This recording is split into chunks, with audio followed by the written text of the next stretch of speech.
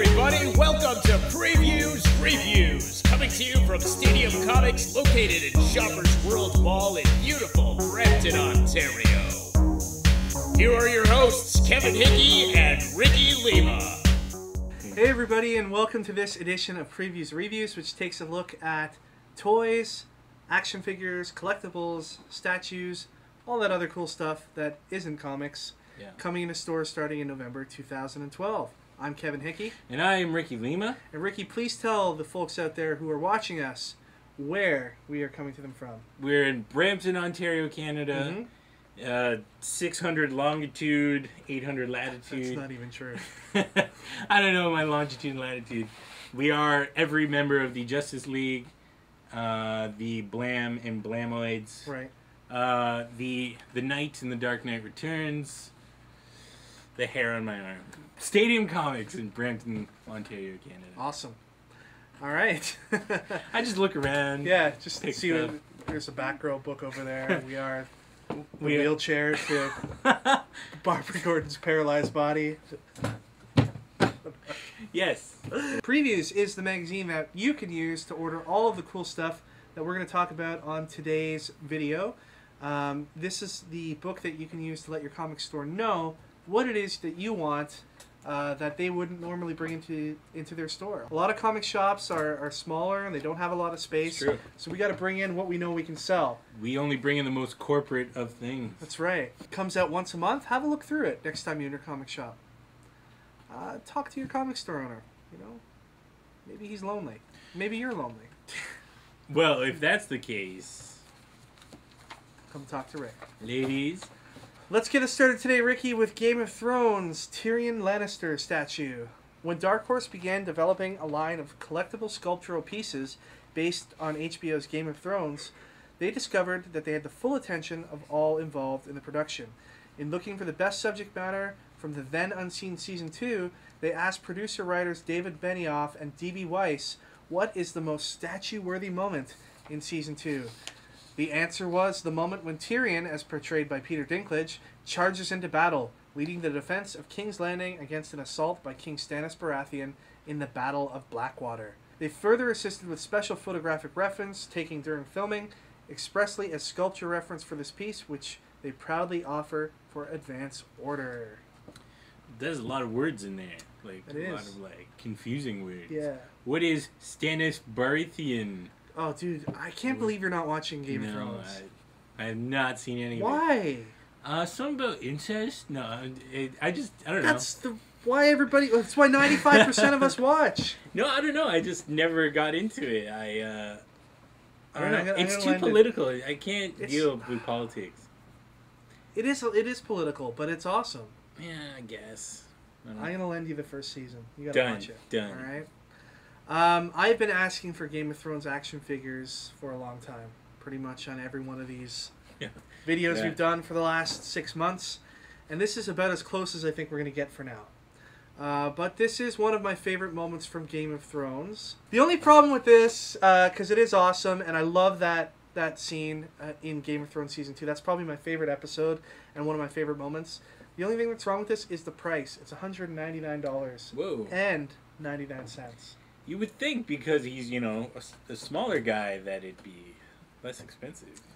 That's too obvious a joke. Less material to be used. Oh, but they did put a lot of detail into it and stuff like that. It does ship in February 2013, and it is going to be very limited. So if you are a big Game of Thrones fan or a big Peter Dinklage fan, you might want to pick this up. Talk to your comic shop, because it's not like they're going to have 7 of them just sitting on the shelves at $200. You need to place that order in advance. Something that we will carry 700 of. No. I don't think so. No. The Dark Knight Rises Batman vs. Bane statue. It's the matchup you've been waiting for, Batman vs. Bane. After the blockbuster The Dark Knight Rises hits theaters, this statue personifies the epic struggle between good and evil. Every legend has an ending. Will Bane be Batman's undoing? This scene-stealing collectible is sure to fly off the shelves. This hand-painted, cold-cast porcelain statue is packaged in a 4-color box. I'm not sure it is going to fly off the shelves, Ricky. It's awesome. It looks cool. Don't get me wrong. It looks amazing. And it's very detailed.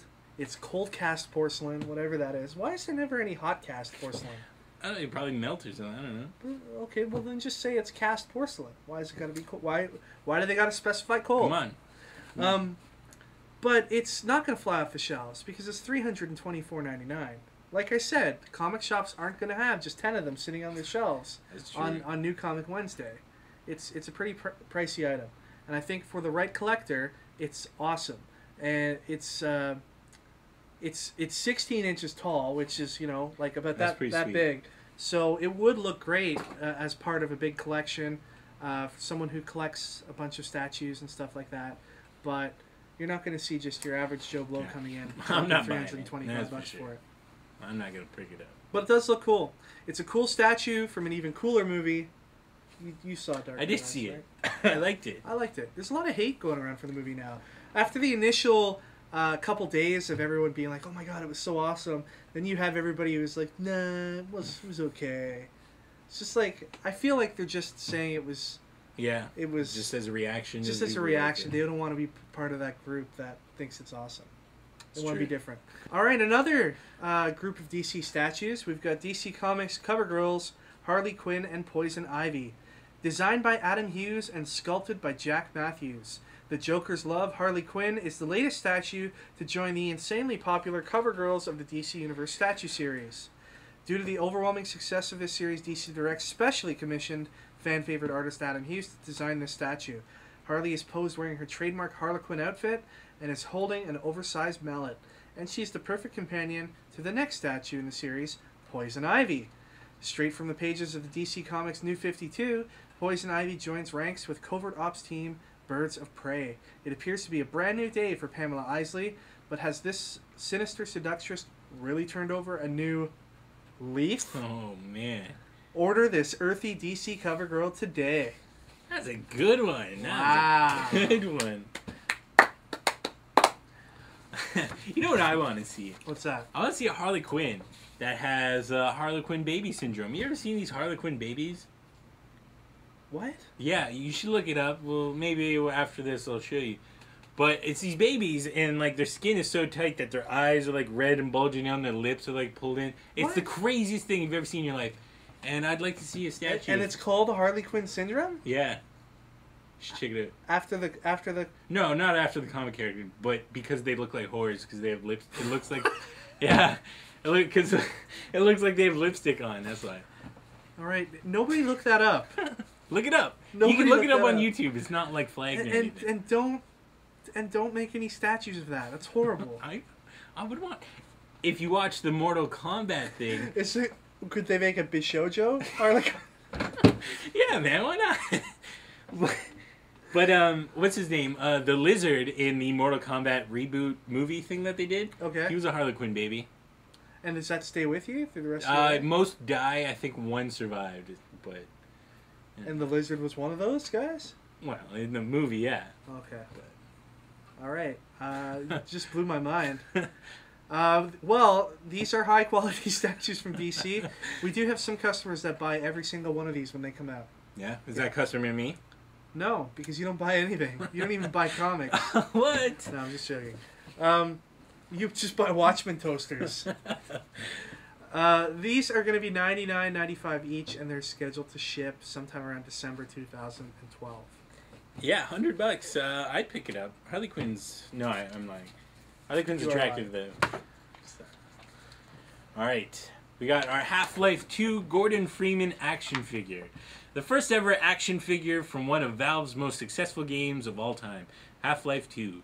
Gordon Freeman is the heroic lead character and stands nearly 7 inches tall with over 20 points of articulation. Gordon features 2 sets of interchangeable hands, crowbar, bug bomb, and gravity gun accessories along with a head crab figure accessory. Loads of detail, articulation, and accessories, everything a Half-Life fan could want is included in this figure. Clamshell packaging. Alright. So I've actually never played Half-Life 2. What? Yeah. I downloaded it. I have it on my computer, but I just... Okay. Can I tell you something? Okay. Even I have played Half-Life 2. Whoa. And we all know that I don't get to play a lot of video games. Man, I'm so lame. Oh. Yeah.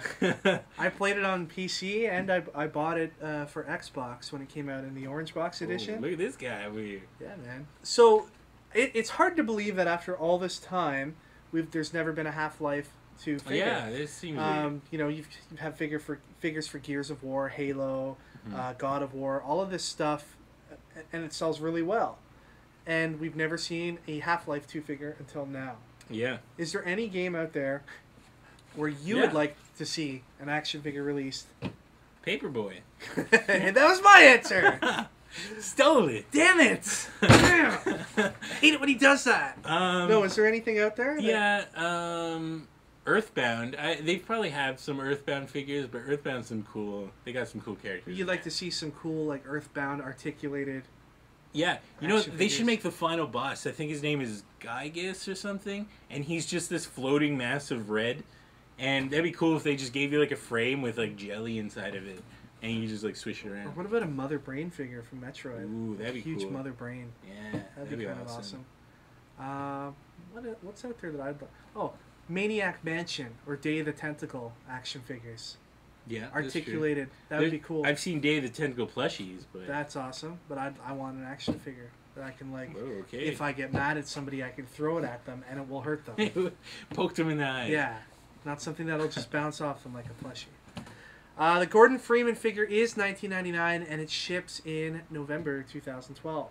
Nice. I like how that is actually. It's timely considering the release of our good. magazine here. Thank you. All right, moving on. We've got Justice League Flash ArtFX statue. A Kotobukiya Japanese import. Kotobukiya's line of DC Comics' new 52 ArtFX Plus statues continues, capturing the new looks and costumes of heroes in the Justice League. Racing to join the previously released Superman and Green Lantern comes the Scarlet Speeder and the Guardian of the Gem Cities, the Flash. The Flash's new 52 costume maintains the character's traditional bright red and yellow color scheme, but updates it with a bold new lightning bolt logo and intricate energy lines crackling all over his suit. The Flash's excellent sculpt even includes the new technological details of his costume, like the reinforced boots. Standing 7.5 inches tall, the Flash was sculpted by master artist Atelier Bamboo.